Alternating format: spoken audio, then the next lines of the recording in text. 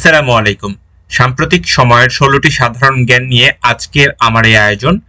যারা সাধারণ জ্ঞান চর্চা করছেন তাদের জন্য আমার ভিডিওটি উপকারে আসবে। চলুন এবার মূল বিষয়ে যায়। প্রশ্ন: দুর্নীতির ধারণা সূচক সিপিআই ২০২৪ এ বাংলাদেশের অবস্থান কত? উত্তর ১৫১তম। প্রশ্ন: ২০২৩-২৪ অর্থ বছরে কোন খাতে সবচেয়ে কম প্রবৃদ্ধি হয়েছে? উত্তর শিল্প খাতে। প্রশ্ন: জাতীয় ঐকমত্য কমিশনের প্রধান কে? উত্তর অধ্যাপক ডক্টর মোহাম্মদ ইউনূস। প্রশ্ন: বাংলাদেশে প্রতি অর্থ বছরে কয়বার মুদ্রানীতি ঘোষণা করা হয়? উত্তর ২ বার। প্রশ্ন: ফিলিস্তিনি ইস্যুতে জরুরি আরব শীর্ষ সম্মেলনের আয়োজক দেশ কোনটি? উত্তর মিশর। প্রশ্ন: প্রযুক্তি প্রতিষ্ঠান ওপেন এআই এর বর্তমান প্রধান নির্বাহী কে? উত্তর স্যাম অল্টম্যান। প্রশ্ন: ইরানে কত সালে ইসলামী বিপ্লব সংগঠিত হয়? উত্তর ১৯৭৯ সালে।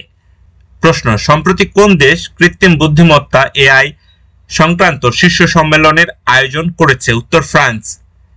প্রশ্ন: জাতিসংঘের মানবাধিকার বিষয়ক হাই কমিশনের সদর দপ্তর কোথায়? উত্তর সুইজারল্যান্ডের জেনেভায়। প্রশ্ন: ২০২৩-২৪ অর্থ বছরের চূড়ান্ত হিসাব অনুযায়ী বাংলাদেশের মানুষের মাথাপিছু আয় কত? উত্তর ২৭৩৮ মার্কিন ডলার। প্রশ্ন: বিবিএস এর তথ্য অনুযায়ী ২০২৩-২৪ অর্থ বছরে জিডিপির প্রবৃদ্ধি হয়েছে কত? উত্তর ৪.22%। প্রশ্ন: দেশে বিদেশে ভ্রমণ কাহিনী রচয়িতা কে? উত্তর সৈয়দ মুজতবা আলী। প্রশ্ন: বেনু ও বীণা কাব্যগ্রন্থের রচয়িতা কে? উত্তর সত্যেন্দ্রনাথ দত্ত।